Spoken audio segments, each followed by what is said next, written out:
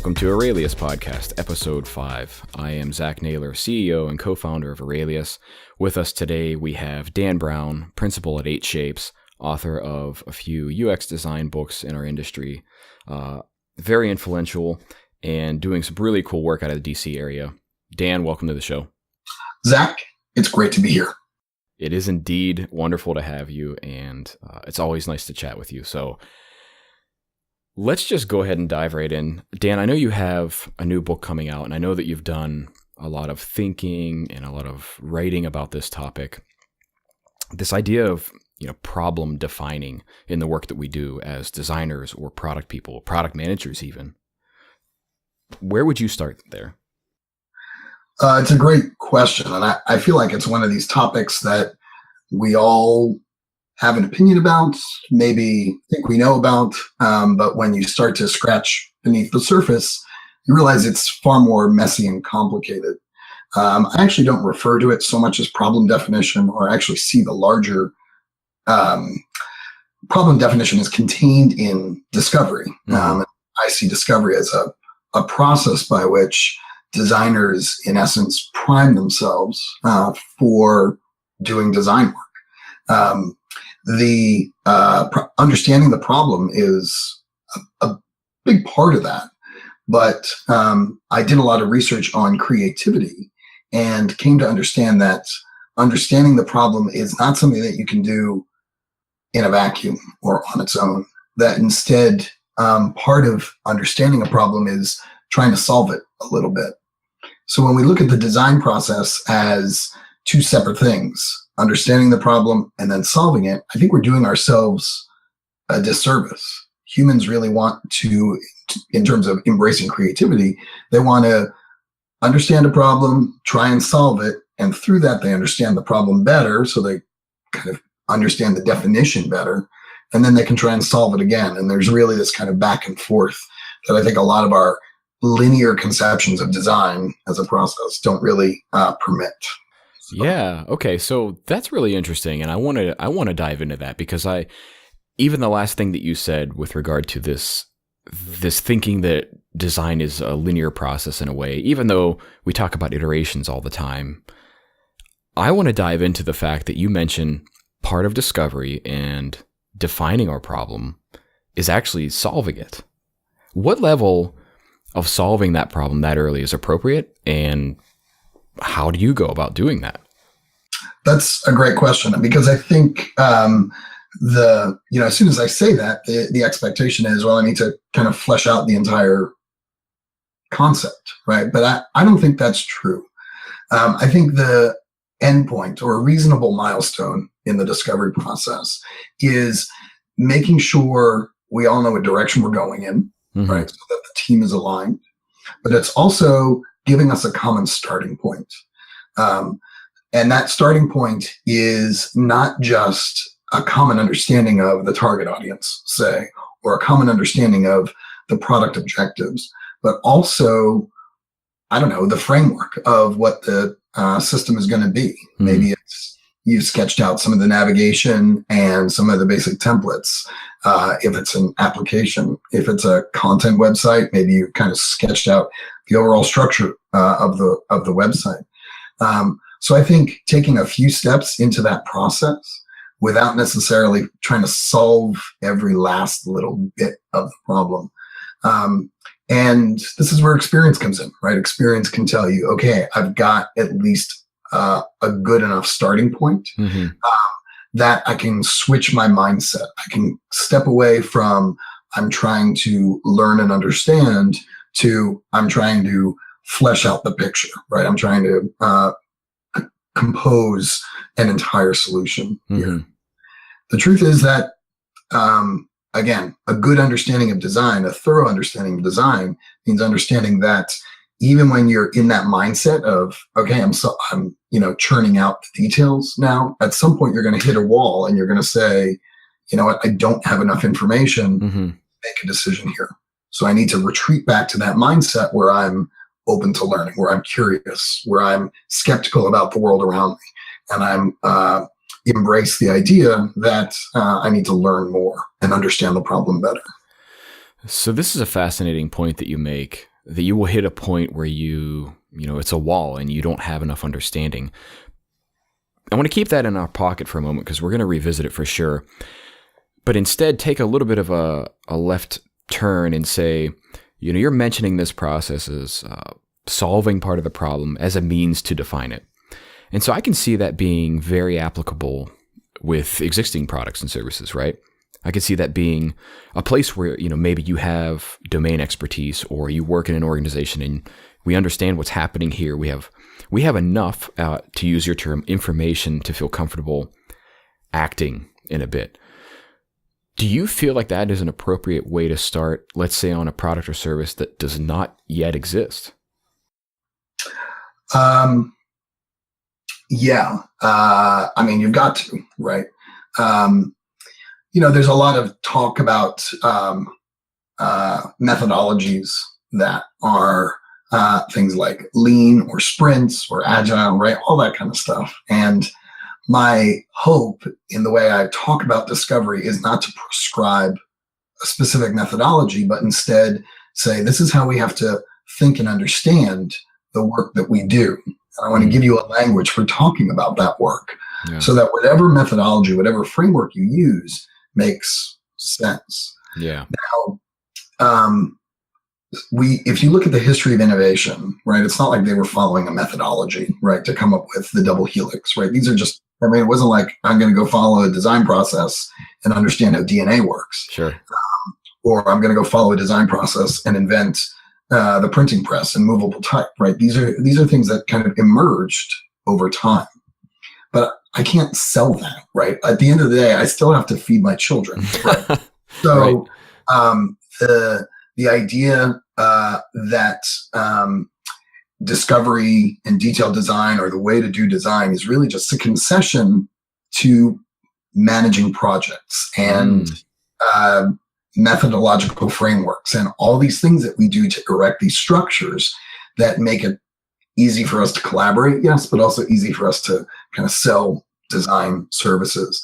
And not just sell design services, but even if you're in-house, explain how are we going to go about doing this, right? Yeah. So you need to do a discovery phase, whether you've got an existing product or you're developing a new product, because we need to kickstart that creative process, that process innovation. And discovery is a recipe for doing that. And it's not going to be ideal, right? You're not going to come up with the next big thing that way necessarily, but you're not going to figure out the double helix that way, but you are going to solve, 99% of the design problems that you face. Does that even remotely make sense? No, it more than remotely makes sense. As a matter of fact, so I'll share my perspective because I think it also reflects some of what I just heard you say. I mean, when we do discovery work, and we started this by talking about problem definition, you would posit that discovery work is not meant to drive innovation necessarily, but it will help us solve 99% of those problems. And the way I've always described it is if we can start from a place where everybody has a shared understanding of what we're doing as a business, as a company, and who we're doing that for, right? So that is problem definition. That is setting goals for either the project or the product. That gives us a place to look back to when we hit that wall and say, I no longer have enough information to continue forward. Can I look back to those goals or that problem statement or whatever and say, what do I not know about this? Right. I use the phrase shared understanding, and I often refer to that as kind of a shared pool of knowledge, right? This sort of, we collaborate together during a discovery process to build up this pool of knowledge that we can draw from. So if you look at something like a persona as an artifact that might come out of that, that's really just ultimately at the end of the day, a persona is a heuristic, a shorthand that allows me to say to you, dissatisfied David, is our persona. And if Zach and Dan have been working together to try and, understand who these people are, I can say that to you. And that doesn't necessarily refer to the document of the persona, but it refers to that shared history that you and I have in interviewing a variety of users. Right. So then we use that as a starting point to say, oh, remember when that we were interviewing that one person and she said that she always gets to this part of the process and she's really dissatisfied, right? So that's allows us to have those conversations and draw on that knowledge. I think that we do get to a point and we refer to that pool, right? We draw from that pool throughout the design process. But as you're implying, we do get to a point where the pool is dry, right? Where the pool doesn't cover, can't answer the questions that we have. And so we either make an educated guess so we can keep moving forward, or we take a step back and go, you know what?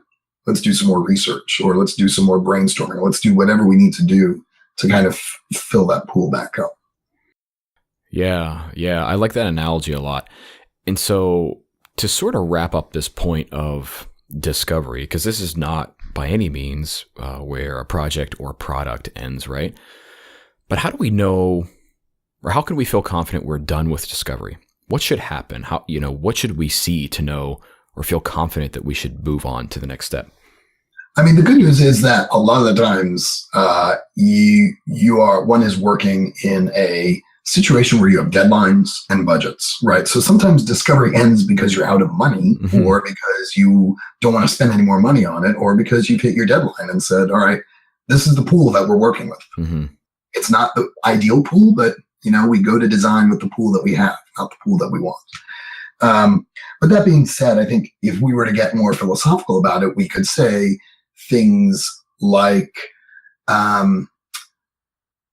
or let me put it this way, I recognize in myself a desire to flesh out the details, right? And so I think there's something that comes with, all right, I kind of get the big picture. We get the big picture. Let's flesh out the details and see if this is a good thing.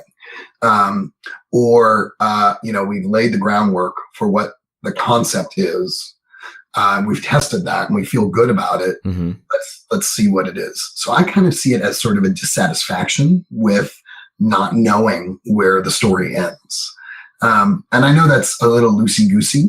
But again, we are in a sense fortunate that we work in environments that are constrained by time and money, right? And so we sort of have to end the process when it ends. This is how it's different from the guy who invented the Post-it note, right? You could say that was sort of this great innovation, but it wasn't like his boss was kind of breathing down his neck going, you have whatever, $10,000 left in your budget, get somewhere, right? Yeah. But we do have those timers, so to speak.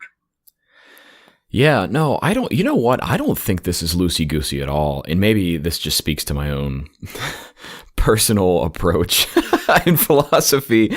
I'm a bit more shoot from the hip as well, but I think that there are huge advantages to that. And so let's talk about this next step. And I like the analogy that you're using, this pool that we draw from, and whether or not the pool stays filled with knowledge or information, or it dries up. The more direct question I want to ask you is, how do we make use of that pool? Because what I think you're really talking about, and correct me if I'm wrong, is you're talking about, research insights, things that we've learned, this knowledge that we've brought both from discovery and from our customers. Yes? Yeah. So how do we use that? It's a good question. And, my first book was all about design documentation, which is sort of meant to be about, capturing that knowledge.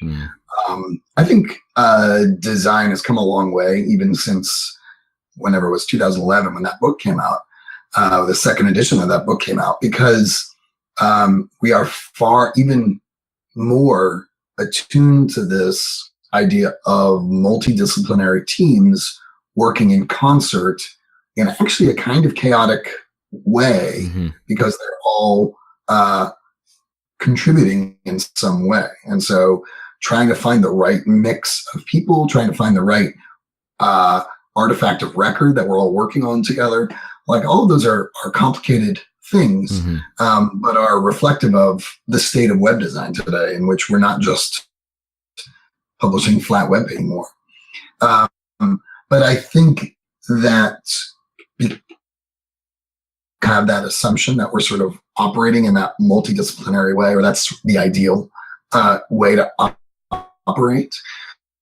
We also participated, or at least listened to, at least sessions. We are using brainstorming techniques that rely on everyone being in the room together. So, I mean, even something like design sprint, it's a week-long thing, or I guess it's a product sprint. It's kind of a week-long thing where everyone's kind of crammed in a room together. And because of that proximity, if you will, that's where that pool exists, mm-hmm. right? I think it's mistaken for me I think it's a mistake to think of the pool as a directory on Dropbox, right? I mean, that's not what I want. What I want is we're building I guess another metaphor is a common language. Mm-hmm. So on a recent project that I'm working on right now, my colleague Kevin and I did 2 rounds of usability studies on the prototype that we're building. It's not really discovery because we're kind of in detailed design, but because Kevin sat in on, I think, all of the usability studies, he and I have that shared language. We can kind of refer to, oh yeah, there was that one guy who said blah, and there was this other guy who said blah. So we have that shared language where we can rely on that. So there's no artifact that captures all the findings mm-hmm. from the usability report because we have that. Now, when we involve our clients in that process, in this particular case, the client understands that even though they weren't always sitting there, we were. And so we bring a lot of that knowledge to the table. And so they rely on us to bring that knowledge to bear. So I don't know if that was the answer that you were fishing for, but certainly my head these days is more around building a collaborative team that can trust each other to fill in the gaps in the knowledge when one person doesn't have it, but also to participate as much as possible so that they can all have access to that pool of knowledge without necessarily investing so much time in elaborate reports and documentation. Yeah, and I like the fact that you tended to gravitate towards assuming that this was an artifact we had to make in order to make use of our research or the insights that were gathered there. Because I completely agree with you that it doesn't have to be that. As a matter of fact, it's more situational than anything. And you've described just now a few situations where that would actually be prohibitive to progress, right? Excuse me. But one of the things that I hear is really getting to not only a shared sense of knowledge, but a level of trust with the whole team that are making decisions about the product and design that we're creating, right?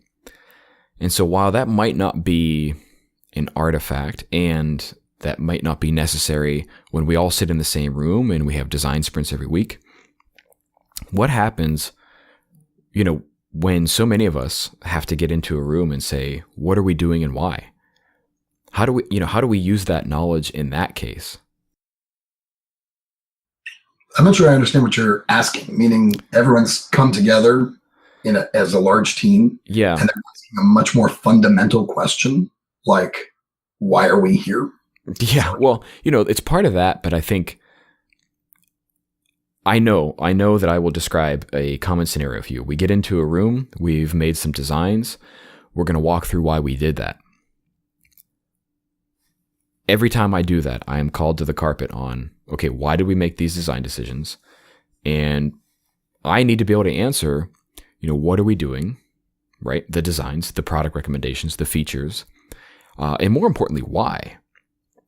How do we make that connection for people, especially in your case, right? As a services consultant, right? You don't live necessarily in-house with these people. And while I have no doubt you established their trust relatively quickly, or you wouldn't be as good at your job as you are, we still need to answer those questions, right? Yeah. I have a couple of answers. In that situation, my hope is that you've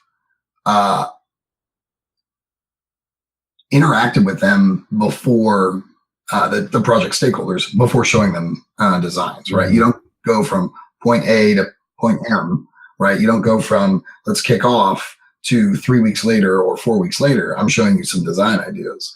There's involvement all along the way there, so they can maintain a sense of progress, even if they're not tapped into all the details. Mm-hmm. So I know I'm probably not the first person to sing the praises of Slack, but I find it hard to do projects now without it because I dump so much crap up there. Really? Yeah, I do that in large part, not necessarily expecting people to read everything, but so they know stuff is happening. Okay, so before you even keep going, I do want to jump in and ask what sort of things. What sort of things are important for you to be putting in Slack that, regardless if somebody reads, you need or want to be there? So let's just pick some examples, right? I did a user interview. I'm going to put my raw notes in a post up there. For this other project I'm working on, I'm actually doing a lot of secondary research, which is really interesting and kind of a nice not new, but unusual experience. And so I'll post my notes that I take as I'm doing research. I actually was reading stuff on Kindle, taking pictures of things that I've highlighted and posting those to Slack. Again, I don't know that they're going to read all of them, but they're up there. We don't necessarily make a complete usability report for a usability test, or I've been using doing a lot of optimal workshop stuff with Chalkmark. Again, I'm not going to do a full report, but I may grab, a heat map from Chalkmark and throw that up there with some notes.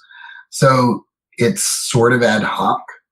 8Shapes is not completely out of the deliverables business. I mean, we still will put together reports and polished reports using InDesign when that's needed, right? When there's a strong need for that sort of thing.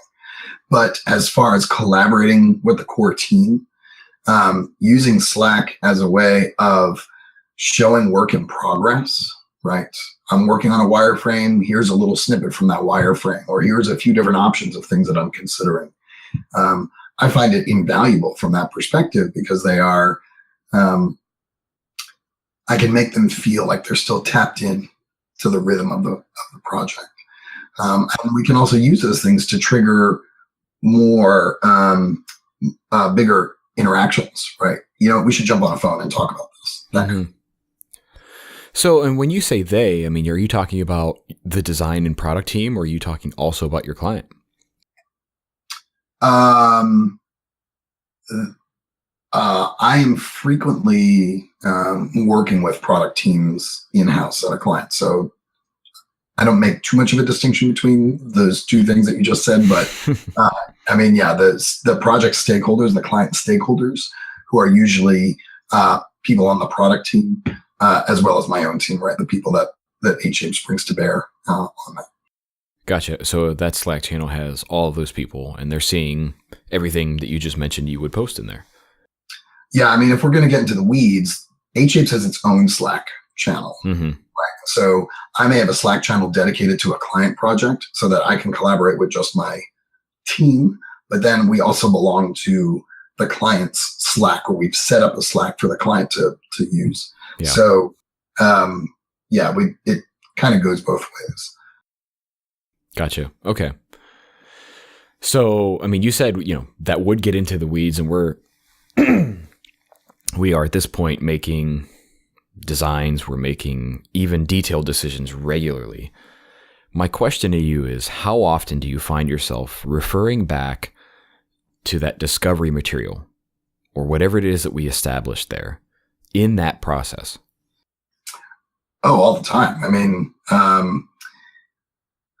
and there's two reasons to refer to it. One, because it's right and it helps us. It informs and inspires those decisions. It validates some of those decisions, right? That's the point of discovery, right? Is to sort of prime our brains so that when we're solving the problems, we have knowledge that we can draw from. Again, you look at people who invented stuff, came up with the best ideas in the world. The history of innovation is full of people not who just woke up one day and had an idea. they've been working on these things forever, right? And so all that knowledge was just kind of in the back of their head. And that's what we're trying to mimic in discovery. But the other reason to go back to it is to go, there's not enough here. I don't have anything that I can draw from to help me answer this question. So this project that I'm working on now with Kevin, it's really obscure and weird. It's about architectural licensing. And we did a bunch of usability tests with licensed architects. And we learned some interesting things about people who review architectural portfolios. And so we're relying a lot on that knowledge to help us craft the experience for this one area. But we also sometimes stumble on design decisions where we're like, you just don't, that was just not part of the discovery process. So we're going to make an assumption. And usually that assumption is, what's the simplest solution? Like, what's the bare minimum that we can do? So that when we put it out there, we haven't invested too much time in it. Interesting. All of this sort of leads us to a point that I know we talk endlessly about at Aurelius, which is making sure we're doing the right things, solving the right problems. And I feel like everything you just said really touched on that, right? Is that you're doing those things, but you need the confidence to feel like they are the right problems to solve or the right decisions to make. How do you gain that confidence for yourself and for your team at EightShapes?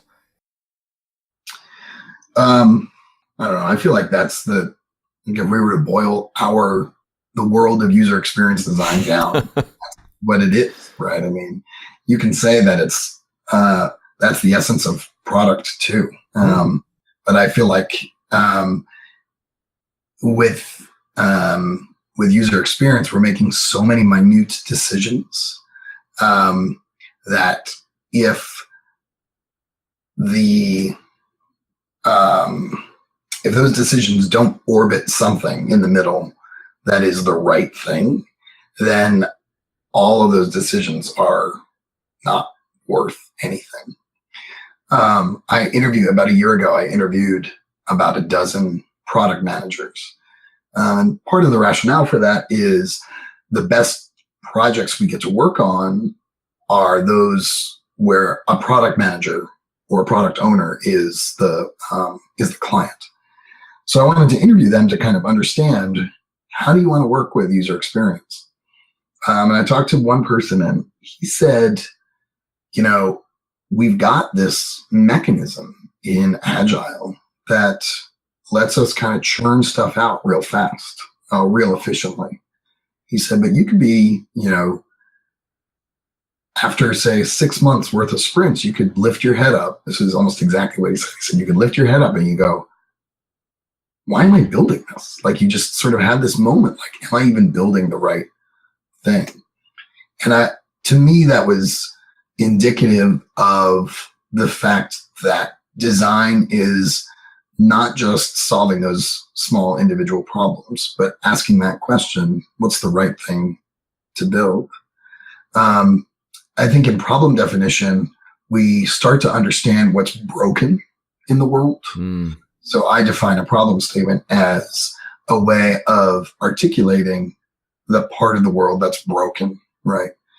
So I've just been doing work on a consumer product for parents and kids, and the part of the world that's broken that they're trying to fix is, in the modern world, parents and kids have their own little worlds, and it's hard for them to bridge between those worlds. So how do we create bridges between the stuff that kids are learning and time spent with the parents? So part of the world that's broken is, my kid's read a dozen books. I don't know what he's read. And even if I did know, I wouldn't know the first thing to ask him about it. Like, so how do we bridge that gap? All right. So now I have a good understanding of what's broken. Now can I start to think about the kinds of solutions that will solve that problem? But I don't know. I guess understanding what's broken first helps us at least a little bit validate that we're building the right thing. Yeah, absolutely. And I would suspect that everything you did off of that is then learning how that communication happens today. What pieces of communication are important between that, parent and child, and that's 100% spot on. Well, it also lets me eliminate stuff, right? So it lets sort of say no to, well, we could do this, or we could do that, or we could do this, or we could do that. And it's like, sometimes we just want to, what's the thinnest slice that we can focus on? Because I want to get that right. Yeah. I'll throw a surprise turn in for you, though, and say, we could solve that problem better than anybody else, right? For the parent and the child. But I would argue that we aren't solving the right problem unless it's also doing something that matters for the organization that is delivering that experience. I mean, obviously that's true, right? I think the organization needs to validate that the problem exists, mm-hmm. that they can make money trying to, sure. Offering a solution for the problem. I mean, that's, I think, what it comes down. I don't mean to oversimplify, but that's what it comes down to. Yeah. And a good product person is going to look at that and go, okay, what do we do? Do we do a subscription model? Do we do a freemium model? Do we do, like, what's the right model for turning that into, do we advertise, right? Do we just use this as a way to get kids to buy more books, right? There's so many different ways that we can turn this into money. I think, I don't know, it makes me wonder about, we've got good ways of experimenting, doing lean UX on the UX of such a product, mm-hmm. but do we have good ways of experimenting with the business models, right? Okay, advertising didn't work. Let's try a subscription model.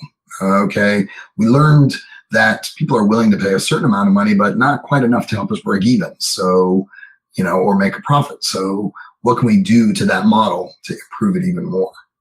Yeah. No, I love the fact that you said that. And as a matter of fact, I'll bring up, we recently had Jared on the show, and I would say by far my favorite quote from that episode was, he said, just because a business model is defined doesn't mean it's been validated.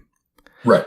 So I bring that up to say, what part, if any, does design or product strategy play in addressing that? I don't know. I feel like we're getting a little bit beyond my area of experience, but so we could go down the design thinking route, right? We could sort of say, well, if we treat a business model as a design exercise, we need to do a bit of discovery, we need to do a bit of research, we need to do a bit of testing, right? We can go in that direction. We could also say that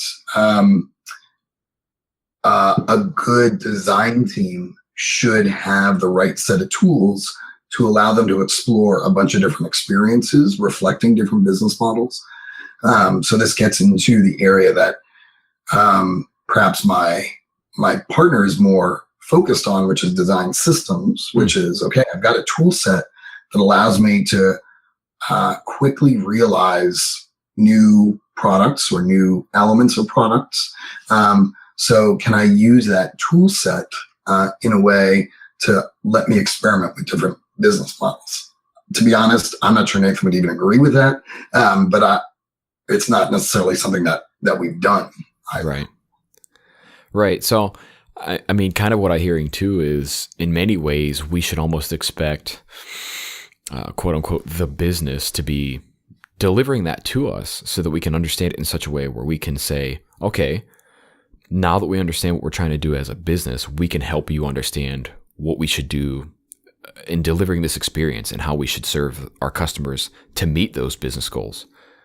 Yeah, I mean, I also, there's got to be a give and take there. I mean, I think the best model, again, if we're to oversimplify, as a relationship between product ownership and user experience, is more of a partnership model. Mm-hmm. And I think that's due in large part because those two can feed each other. And really the, if you will, the birth of the product, the conception of the product needs to be out of both of those schools of thoughts, out of both of those mindsets.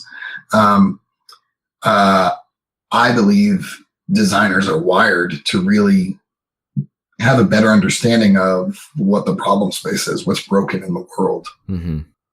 I mean, you go to the IA summit and, you're not there for more than 10 minutes and people are already complaining about the hotel experience, right? We are just sort of wired to see what's wrong with the world. Yeah. And because of that, I think it's important for a product to have that understanding and then translate that understanding into a model that can make money. Yeah. No, I like where this is going, and I'm gonna take it to a place where I will directly ask you, is it of your opinion that design and, as we're referring to it, design thinking should perhaps even influence what our business goals and business strategy is? I don't know. I worry about looking at something like design thinking as the panacea that can solve all of our problems. I married into a family of economists, and I'm sorry to hear that. no, it's all good.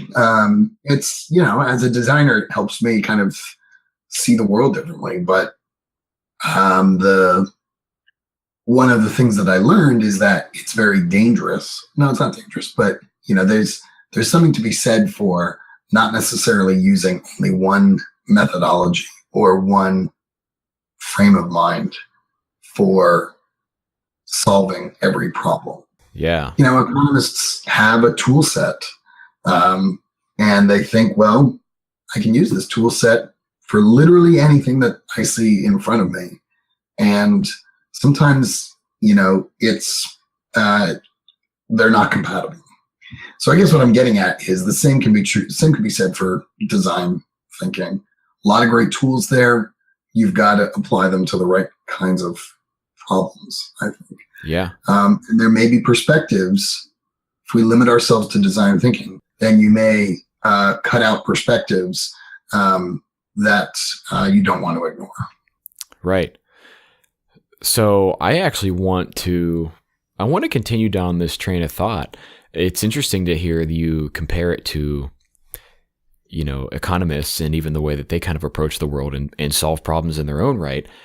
I'll just start by saying, I think I know designers, being one myself, we have a tendency to be blindly arrogant in some ways, to assume that the way that we solve problems can and will address a lot of problems that may be out of our depth, right?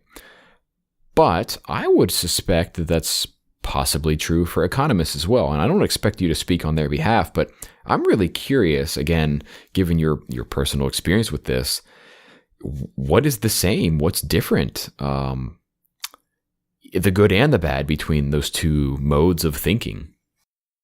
Well, I'm not sure I can speak to those modes of thinking, but I don't agree on designers. I would say the lion's share of designers, probably even none of them listen to this podcast, but the lion's share of designers are, tell me what you want on the screen and I will put it on the screen. I think we need to help designers remember that they do have tools for asking hard questions.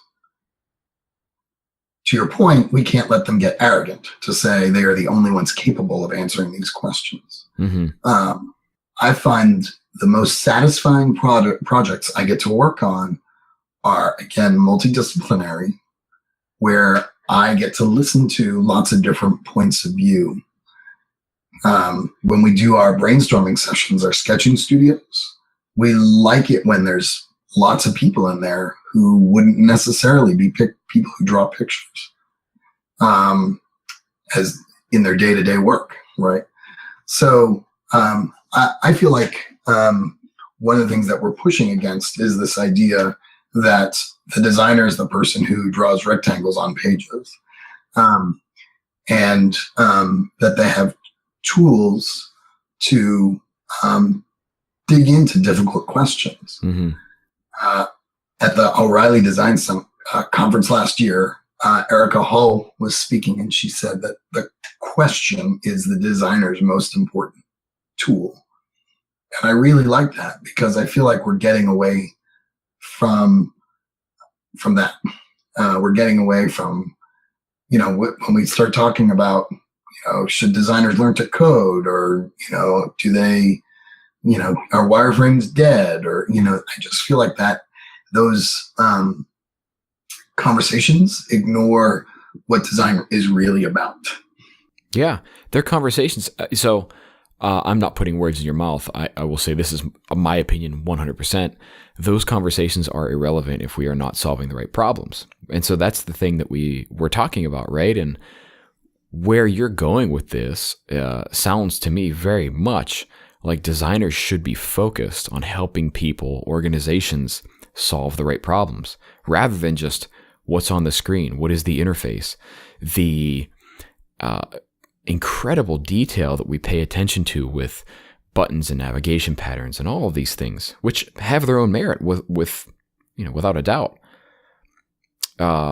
Where we started with this is I made a statement saying, do you think design thinking and designers in general can be too arrogant in assuming we can solve problems bigger than we are? And a refreshing perspective that you've just shared is actually perhaps the opposite. We are not,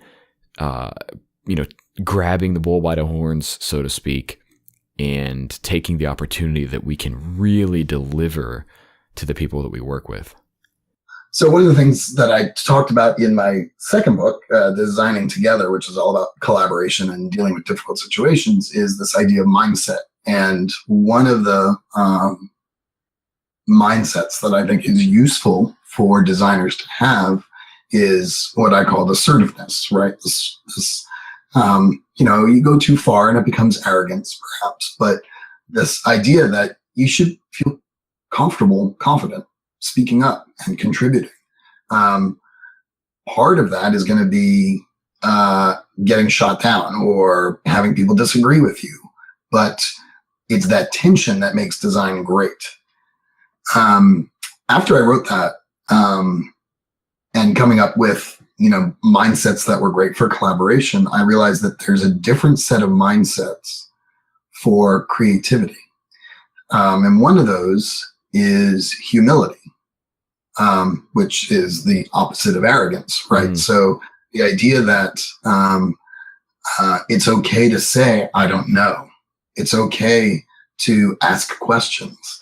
It's okay to get other people to weigh in on stuff, right? All of that is evidence of humility.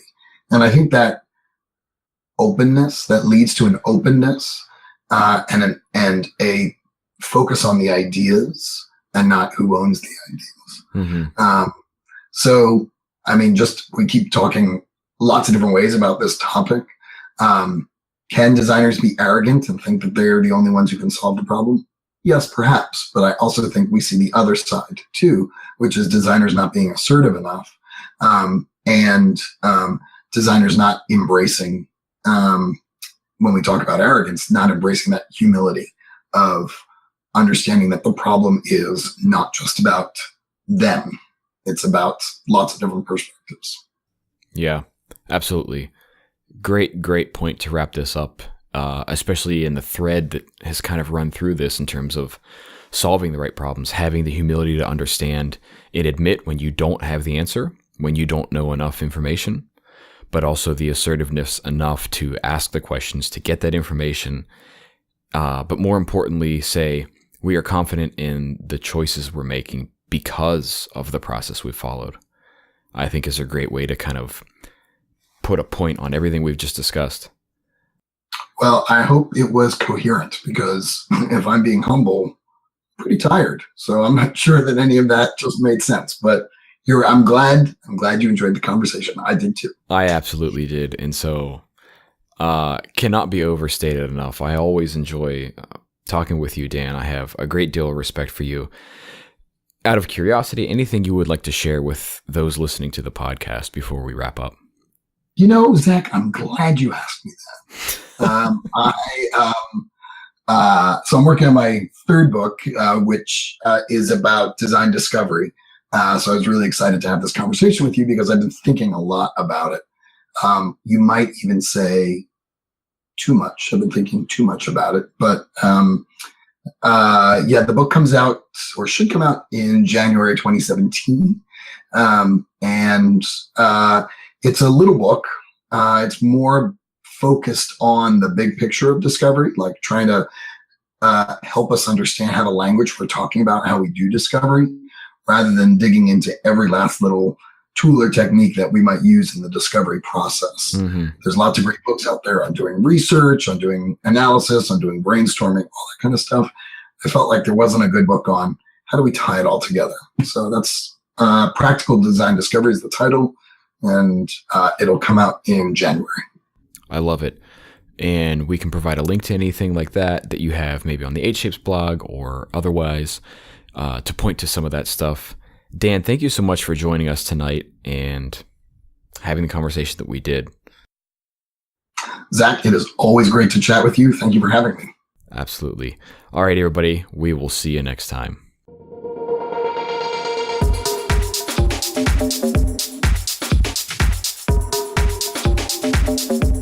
Thanks for listening to Aurelius Podcast, talking about product strategy and design strategy. We are the first platform of its kind to help you solve the right problems for your customers and your business and build products and services that truly matter. You can check us out at aureliuslab.com. That is www.aureliuslab.com. You can check us out on Twitter at aureliuslab and Instagram Aurelius Lab. We'll see you next time.